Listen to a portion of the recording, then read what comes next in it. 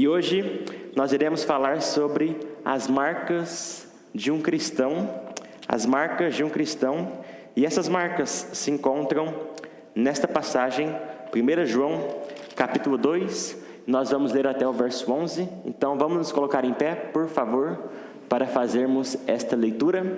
1 João, capítulo 2, de 1 a 11, e diz: Meus filhinhos, estas coisas vos escrevo, para que não pequeis, e se alguém pecar, temos um advogado para com o Pai, Jesus Cristo, o justo, e Ele é a propiciação pelos nossos pecados, e não somente pelos nossos, mas também pelos de todo o mundo.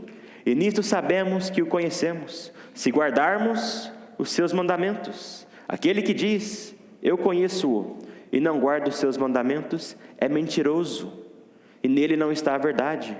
Mas qualquer que guarda a sua palavra, o amor de Deus está nele verdadeiramente aperfeiçoado. Nisto conhecemos que estamos nele. Aquele que diz que está nele, também deve andar como ele andou. Irmãos, não vos escrevo mandamento novo, mas o mandamento antigo, que desde o princípio tivestes. Este mandamento antigo é a palavra, que desde o princípio ouvistes. Outra vez vos escrevo o mandamento novo, que é verdadeiro nele e em vós, porque vão passando as trevas, e já a verdadeira luz ilumina. Aquele que diz que está na luz e odeia seu irmão, até agora está em trevas. Aquele que ama seu irmão está na luz, e nele não há escândalo. Mas aquele que odeia seu irmão está em trevas e anda em trevas, e não sabe para onde deva ir, porque as trevas lhe cegaram os olhos.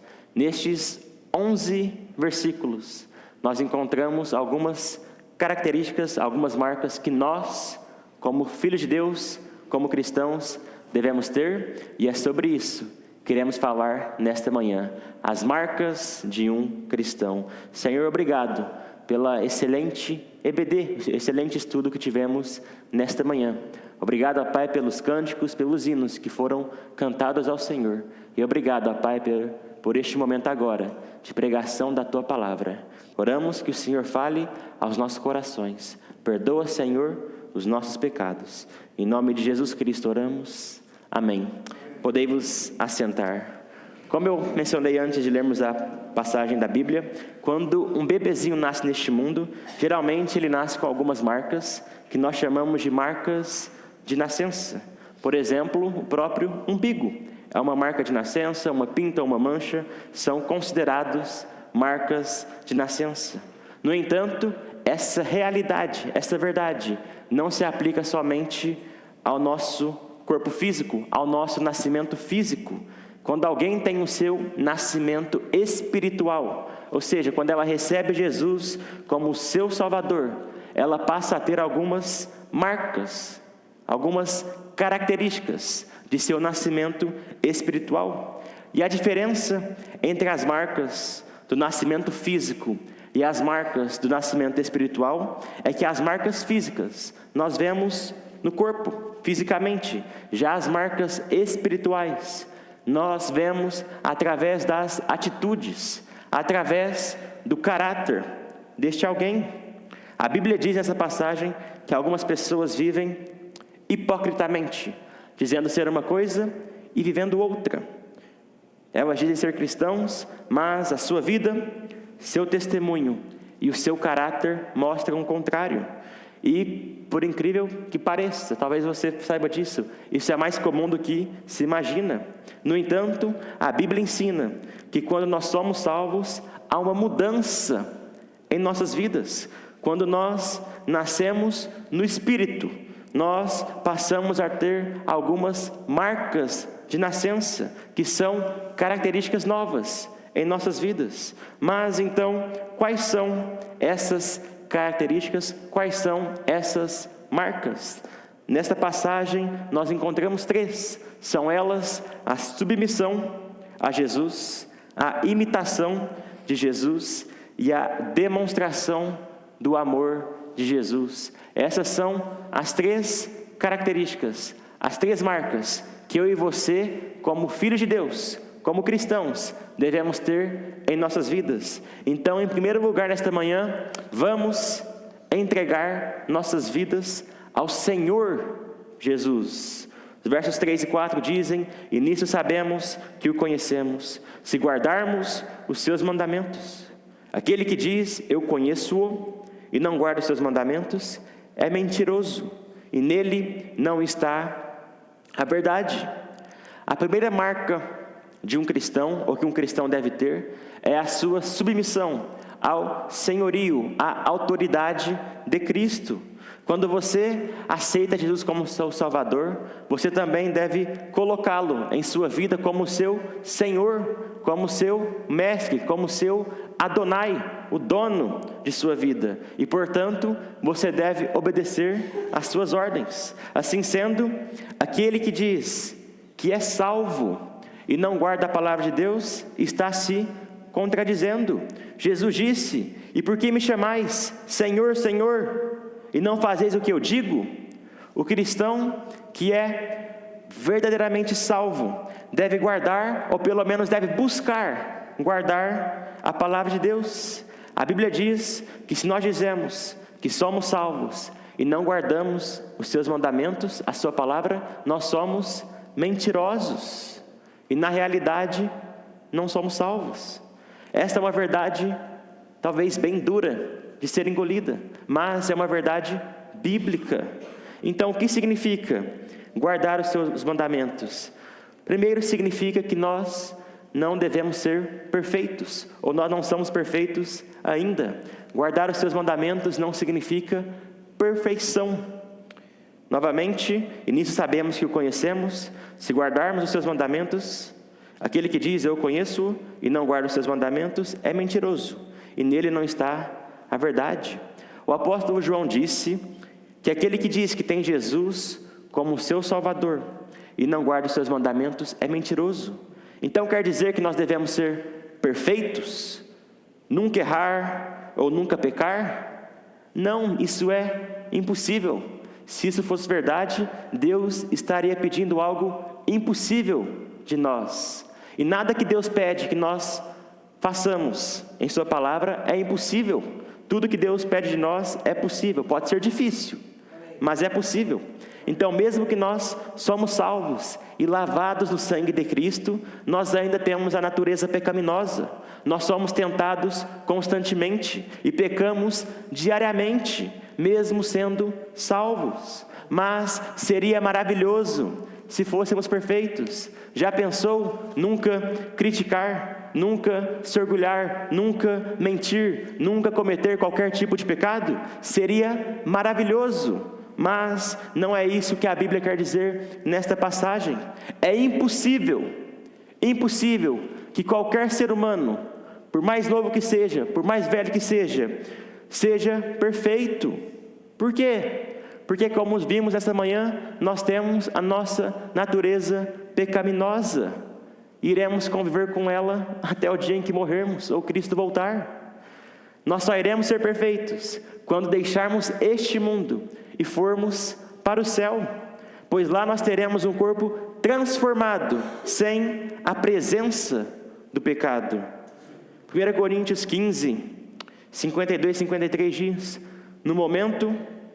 no abrir e fechar de olhos, ante a última trombeta, porque a trombeta soará e os mortos ressuscitarão incorruptíveis, e nós seremos transformados, porque convém que isto que é corruptível se revista da incorruptibilidade, e isto que é mortal se revista da imortalidade. Então, o que significa guardar os seus mandamentos? Se guardar a palavra de Deus não significa perfeição, então o que significa guardar a palavra de Deus?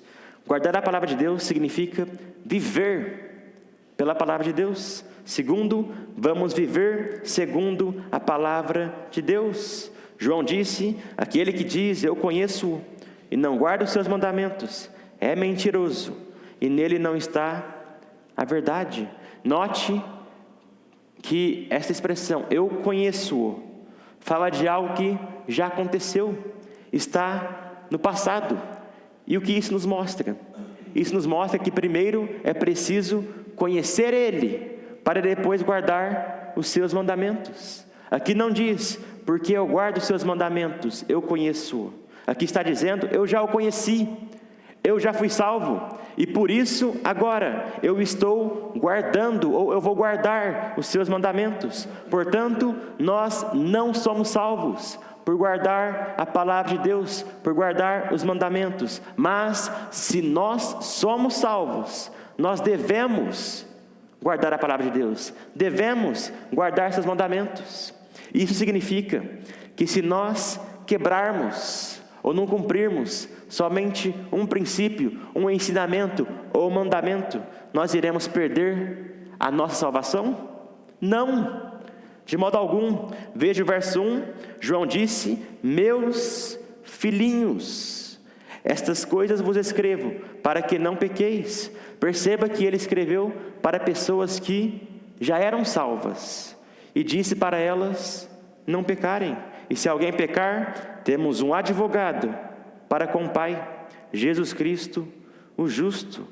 Ou seja, quando nós pecamos, nós devemos nos arrepender, nós devemos confessar nossos pecados, devemos pedir perdão pelos nossos pecados e não praticar mais esse pecado. Mas nós não deixamos de ser filhos de Deus e muito menos não perdemos a salvação. A palavra guardar significa valorizar. É como se você estivesse valorizando algo como um tesouro. Se eu fosse te dar um anel de diamante, você iria guardar este presente, este anel, porque seria algo valioso, e você iria proteger este anel. Você teria uma certa consideração pelo presente valioso que eu te dei. E é exatamente isso que nós devemos fazer com os mandamentos de Deus, com a palavra de Deus. Então, você tem consideração pela palavra de Deus? Você guarda a palavra de Deus? Você protege a palavra de Deus? Ela tem um significado especial em sua vida. O salmista disse, escondi, ou seja, guardei a tua palavra no meu coração para eu não pecar contra ti. Então você não é salvo por guardar os mandamentos de Deus, por guardar a palavra de Deus. Mas se você é salvo, houve uma mudança no seu coração e na sua vida. E agora você deve desejar fazer a vontade de Deus e desejar guardar a sua palavra. Quando você é salvo, você tem um desejo de viver pela palavra de Deus e deixar que ela seja o guia de sua vida. Assim sendo, podemos dizer que se você não tem desejo algum, zero, de fazer a vontade de Deus e de guardar a sua palavra, você precisa pôr um grande sinal de interrogação naquilo que você chama de salvação e refletir se você realmente é salvo, se você realmente aceitou Jesus como seu Salvador. Isso não sou eu dizendo, isto é Jesus dizendo, se me amais, guardei os meus mandamentos. Aquele que tem os meus mandamentos e os guarda, esse é o que me ama. E aquele que me ama será amado de meu Pai, e eu o amarei e me manifestarei a ele. Quando alguém é salvo, há uma mudança no seu relacionamento com o pecado. O pecado, a natureza pecaminosa, não é retirado do seu corpo, até que o salvo vá para o céu, mas a sua relação com o pecado muda quando ele é salvo, quando a pessoa é salva. O cristão, então, o salvo, não ama o pecado como ele amava. O cristão não se orgulha mais do pecado, como antes ele se orgulhava. O salvo não planeja pecar, como antes ele planejava. O cristão não gosta do pecado, como ele gostava. E o cristão não fica confortável vivendo na prática do pecado como antes ele ficava. A Bíblia ensina que se você não guarda os mandamentos de Deus, não guarda a palavra de Deus, você não o ama verdadeiramente. Obediência é uma consequência do amor. Se você ama a Deus, você vai obedecê-lo. E se você não ama a Deus, você não é salvo. Portanto, vamos entregar as nossas vidas a Jesus e vamos guardar a sua palavra. Esta é a primeira marca, a primeira característica que encontramos nessa passagem. Em segundo lugar, vamos viver como Jesus vivia. Verso 6, aquele que diz que está nele, também deve andar como ele. Ele quem? Jesus andou. Andar como Jesus aqui não significa que devemos andar sobre as águas, não significa que devemos ir para Israel, para Jerusalém e literalmente andar onde Jesus andou, embora seria uma boa experiência, mas aqui significa andar com Jesus é imitar a maneira como Jesus andava com Deus. Portanto, se nós somos salvos, nós devemos imitar o estilo de vida de Jesus. E como era a vida de Jesus? Primeiro, uma vida de honestidade. O verso 7 do capítulo 1, mas se andarmos na luz, como Ele na luz está, temos comunhão uns com os outros, e o sangue de Jesus Cristo, seu Filho, nos purifica de todo o pecado. Andar na luz aqui significa andar em honestidade. Nunca jamais houve e jamais haverá alguém mais honesto do que Jesus. Ele era a honestidade em pessoa. Jesus era honesto com Deus Pai, consigo mesmo e com os outros. Portanto, nós, salvos, cristãos, devemos ser pessoas honestas, pessoas íntegras em todas as áreas de nossas vidas, em todas as esferas da sociedade. Então, se alguém mente constantemente, ou engana as outras pessoas constantemente, tentando levar a melhor a qualquer custo, pode ser que essa pessoa não seja salva. A marca de um cristão é a honestidade. Portanto, se o nosso coração estiver cheio constantemente, a palavra-chave é constância, prática de mentiras e enganos, pode ser que isso seja uma indicação de que nós talvez ainda não sejamos salvos. Porém, se nós somos salvos e porventura estamos sendo desonestos com Deus, com os outros e até com nós mesmos, e isso acontece, vamos então nos arrepender. O grande X da questão da vida cristã não é simplesmente não pecar, mas sim se arrepender. Todos nós aqui, sem exceção, iremos pecar. Mas o que vai nos diferenciar é aquelas pessoas que vão se arrepender.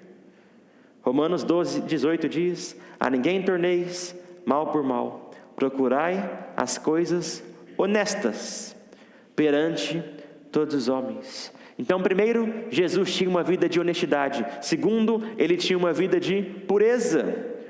1 João 3,3 diz: e qualquer que nele tem essa esperança, purifica-se a si mesmo, como também ele é puro. Novamente, nunca houve e jamais haverá uma pessoa mais pura, mais santa do que o Senhor Jesus. Ele nunca pecou e nele não tinha pecado algum. Como filho de Deus, nós devemos seguir o exemplo de Jesus, o exemplo de sua pureza. Nós iremos falhar, nós iremos pecar, sim. Mas isso não significa que devemos viver no pecado, na prática constante do pecado. Nós devemos buscar uma vida pura. Se falharmos, devemos nos arrepender, deixar o pecado e continuar procurando, tentando viver como Jesus. E terceiro, era uma vida de entrega. Tito 2,14 diz: o qual Jesus se deu a si mesmo por nós, para nos remir de toda a iniquidade e purificar para si um povo seu especial, zeloso de boas obras. Paulo disse: o qual se deu se entregou a si mesmo.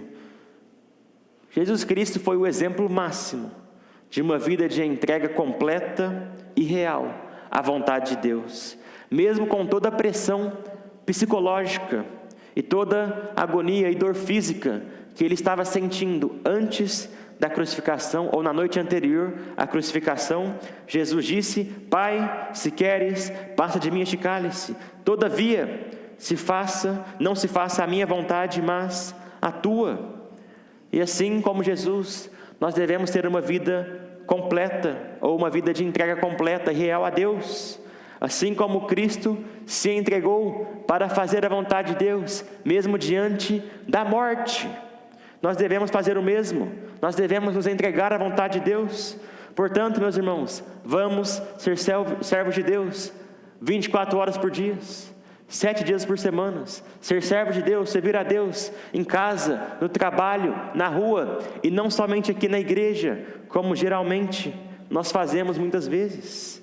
A vida de Jesus foi perfeita em todos os aspectos. No âmbito espiritual, ele tinha uma conexão, um relacionamento intenso e íntimo com Deus Pai, e passava tempo de qualidade com Deus constantemente. Jesus cumpriu todos os mandamentos da lei. Ele cumpriu, ou ele obedecia a palavra de Deus à risca, e ele compartilhava a palavra de Deus com os outros. Já no âmbito pessoal, no âmbito físico, Jesus demonstrava amor para com todos igualmente. Não é à toa que até hoje a chave para se ter um bom relacionamento com os outros e qualquer pessoa é a regra de ouro de Jesus. Portanto, tudo que vós quereis que os homens vos façam, fazei-lo também vós, porque esta é a lei e os profetas. Então, como você gostaria de ser tratado, trate os outros assim. O segredo para viver uma vida que imita a vida de Jesus é fazer aquela famosa pergunta: em meu lugar, o que faria Jesus? Se nós fizermos esta pergunta, nós iremos imitá-lo cada vez mais em nossas vidas, e nós evitaríamos muitos problemas e muitos pecados em nossas vidas. Portanto, quando estivermos diante de um problema, quando estivermos diante da tentação, quando estivermos diante do sofrimento, de uma dificuldade ou de uma frustração, vamos perguntar: em meu lugar, em seu lugar, o que faria Jesus? A segunda marca de um cristão, então, é andar como Jesus Cristo andava, imitar o estilo de vida de Jesus. Analisando a sua vida, o seu coração, a sua vida hoje reflete a vida de Jesus? Pense nisso. Em terceiro, vamos amar como Jesus amava. Aquele que diz que está na luz e odeia seu irmão, até agora está em trevas. Aquele que ama seu irmão está na luz, e nele não há escândalo. Assim como a maneira em que nós lidamos com o pecado e a obediência ou a nossa obediência a Deus demonstram a qualidade do nosso relacionamento com Deus, o amor para com o próximo também é um reflexo do nosso amor para com Deus. Portanto, se nós não amamos nosso próximo, nós deveríamos analisar se realmente possuímos o amor de Deus. João disse: se alguém diz eu amo a Deus e odeia seu irmão, é mentiroso, pois quem não ama a seu irmão, a qual viu, como pode amar a Deus, a quem não viu? Portanto, se o meu coração é cheio de ódio para com outras pessoas, isso talvez signifique que eu não seja salvo. O amor talvez seja a maior virtude da vida cristã, pois ele permanecerá para sempre. A nossa fé um dia irá acabar quando formos ao céu e veremos a Deus, e vermos a Deus. A nossa esperança da salvação um dia também irá acabar quando chegarmos até o céu. Porém, o nosso amor jamais jamais irá acabar. O amor de Deus e por Deus permanecerá por toda a eternidade. Paulo disse: agora, pois, permanecem a fé, a esperança e o amor. Estes três, mas o maior destes é o amor. Então, ponto do apóstolo João, o apóstolo do amor, é claro. Mas aquele que odeia seu irmão está em trevas e anda em trevas. Então, se não temos o amor, não nos resta mais nada e perdemos tudo. Você pode fazer todas as coisas certas e crer em todas as verdades certas, mas se você não tem amor, de nada adianta. O maior exemplo, então, de demonstração se encontra na pessoa e na obra de Jesus. Veja duas maneiras em que Jesus demonstrou o seu perfeito amor. Primeiro, através do serviço. Na última ceia, Jesus realizou o que é considerado um dos maiores atos de serviço de todos os tempos. Ele lavou os pés dos discípulos. Ao fazer isso, Jesus inverteu a lógica social da época, pois lavar os pés de alguém era considerado a tarefa de um escravo e não de um mestre, como Jesus. Porém, o Filho de Deus, Jesus, humildemente escolheu demonstrar amor para com os discípulos por meio do serviço, para deixar o exemplo para nós.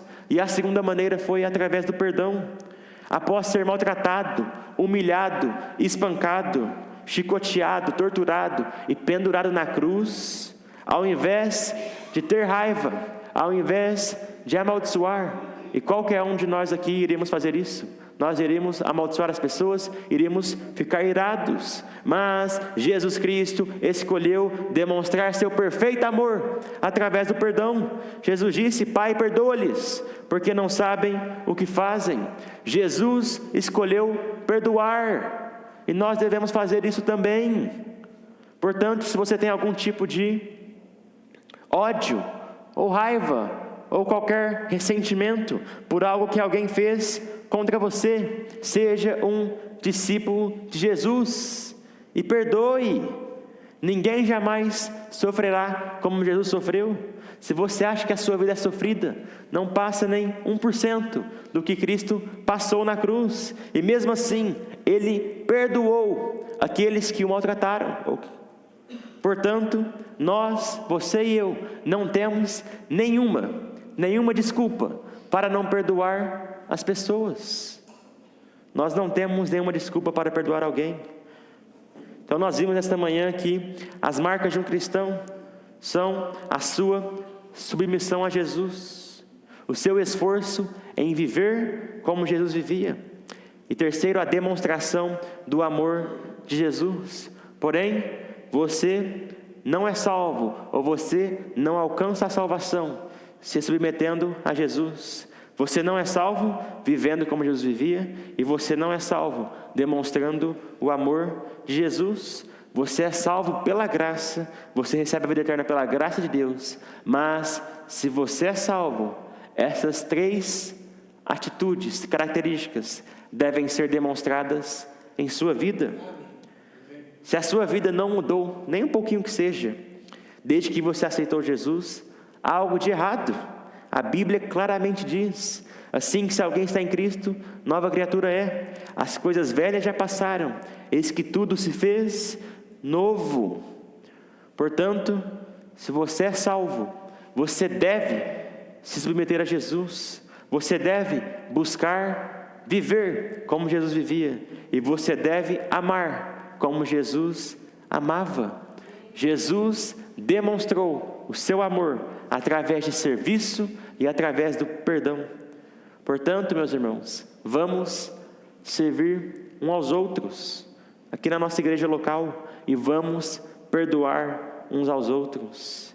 Então, nesta manhã, você precisa obedecer mais a palavra de Deus, ou guardar mais a palavra de Deus.